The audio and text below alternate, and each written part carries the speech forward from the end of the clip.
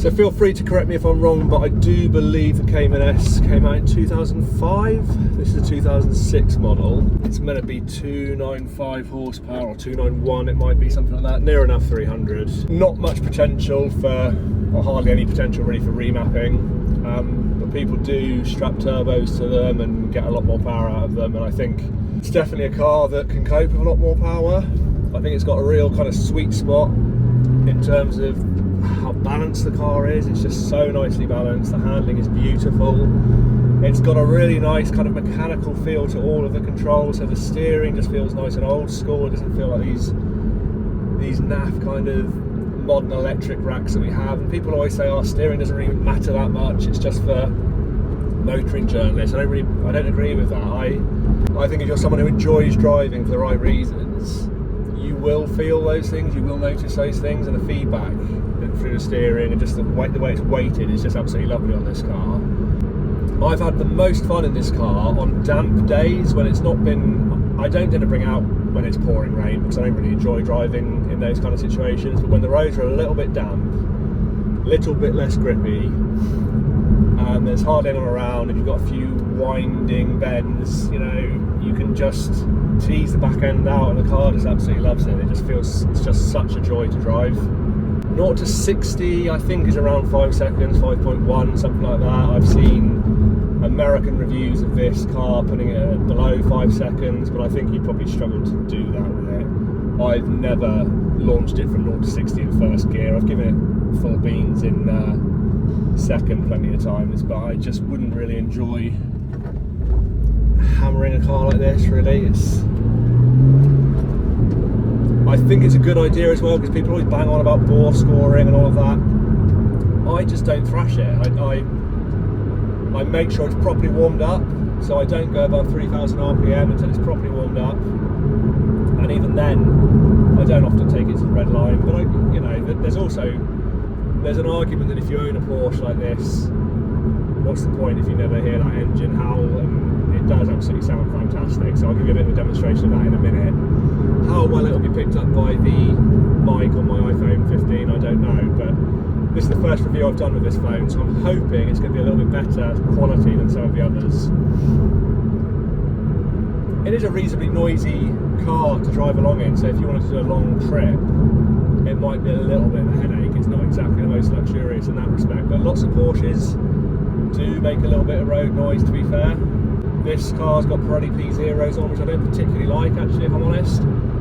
I recently put some Michelin Pilot Sport 4s on my Mini Cooper Clubman S, or Clubman Cooper S, and they are much better tyres, so if I was to keep this car I would certainly put the Michelins on next time.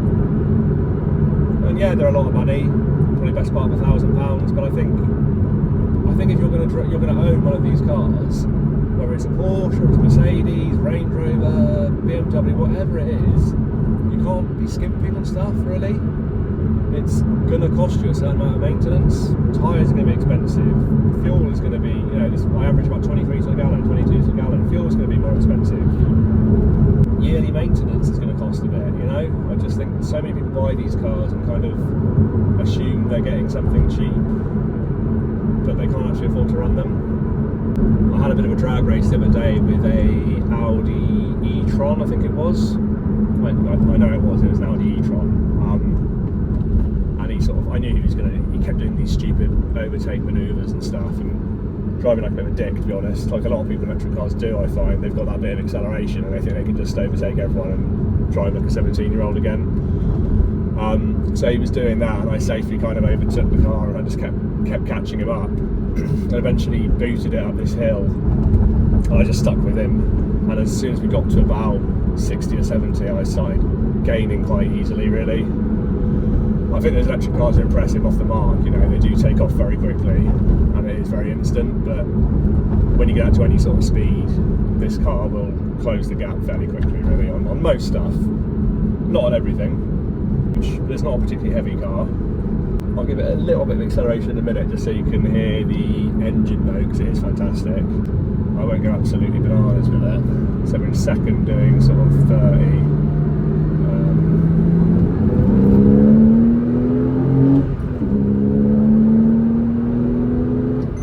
That's only 5,000 revs to go yet. It does just sound lovely. I drove a Tesla Model Y long range yesterday with about 380 horsepower. And that thing, it did go very, very well. But yeah, it was a bit boring, to be fair. As boring as something that fast can be, I suppose. But it certainly didn't feel anything like as involved as driving this kind of car. That's the thing, you know. And I think most people kind of miss that and don't really appreciate that enough. It's starting to rain now, that's frustrating. Never mind. So what sort of problems has this car had in its 18-year life and 44,000 miles? So 44,834 now. The coil packs went a couple of years ago. AA had to come out to me for that. They couldn't diagnose it, they didn't know what was wrong with it. He said to me that these cars and Boxsters hardly ever break down. He said Porsches are generally really good. Took it to my mechanic. He thought it was a starter motor, put a starter motor in it, but he was wrong as well. So I then took it to a Porsche specialist, and they did the coil packs for about 600 quid, I think it was. So that was sorted. It's never had a clutch. Oil's been changed every year, which means every couple of thousand miles or less, quite often. What else has happened with it? Nothing, really. I'd rather sort of just drive it and enjoy it.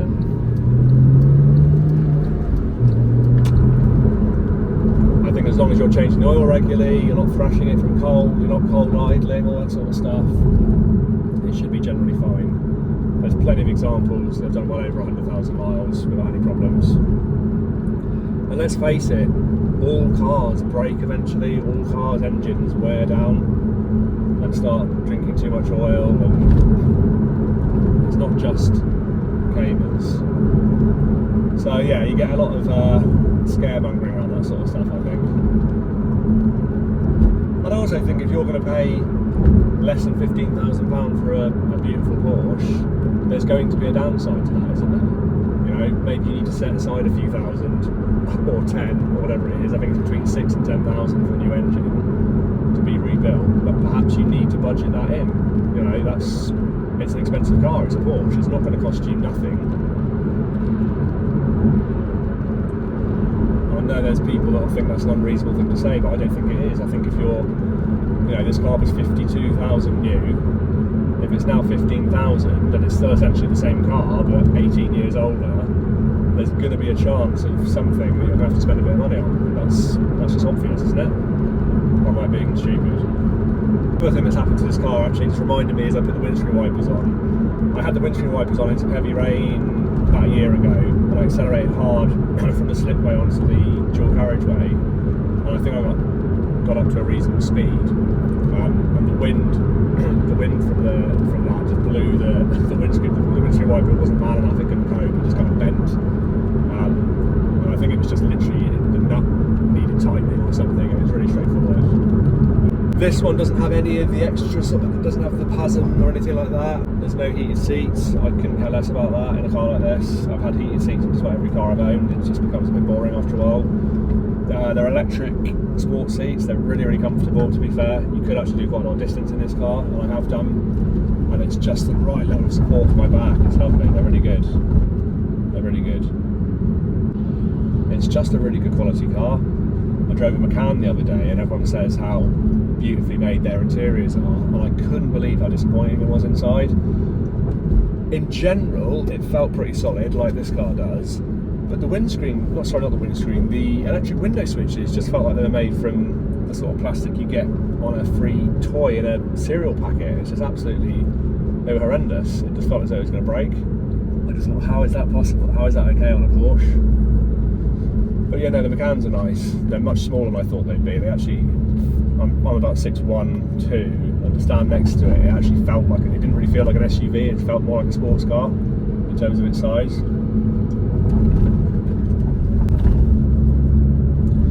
I've got the 19s on this car, which I think look lovely, personally, but they are a bit firm.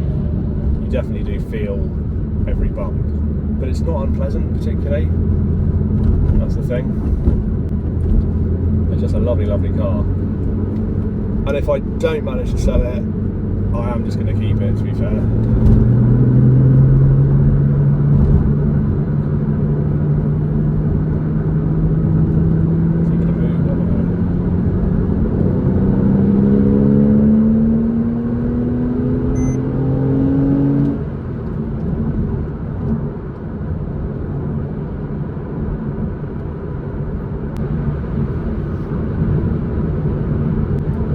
Brakes on these are funny because they feel a little bit weak initially, but you just, you give them a bit of muscle and they're very powerful. They just don't have that initial kind of bite, which is good. I don't like overly sensitive brakes. It's definitely a car I've enjoyed driving and owning. You park it up and quite often people comment on it, lovely car, and of course you do get people who are snobs and they look down their nose and say, oh, why didn't you get a 911? Well, actually I quite like the Cayman, thanks, that's alright. I actually quite like the shape of the Cayman, I think it's a bit different. And to be fair, I've driven plenty of 911s and I've not always been that impressed. I love the turbos, I love the real top end, top spec ones, they're beautiful cars, but there's something about them, they're very, very good. But is it better to have the engine right in the back or in the middle like it is in this? I know plenty of people who race cars who would tell me that mid-engine is better.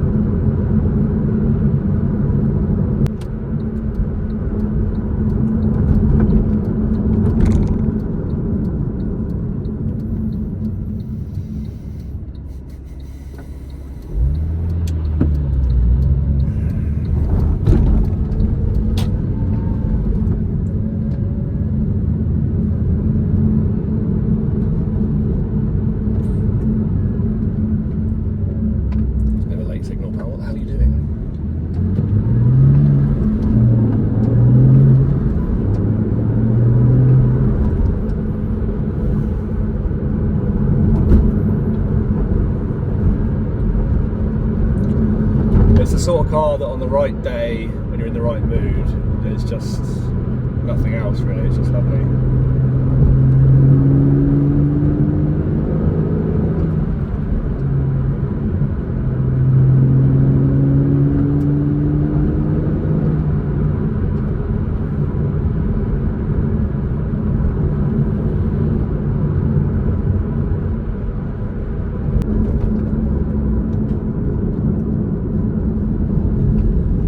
Brother recently sold his 718 Cayman and it looked lovely, the car's getting newer, the design is more modern, and did it look any better than this one? I'm not convinced it did actually.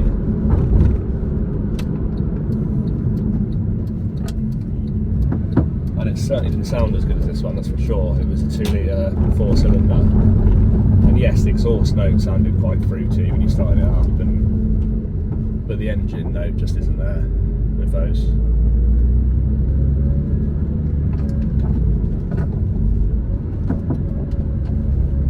You can't compare a flat 6 with a 4-cylinder, inline 4-cylinder really.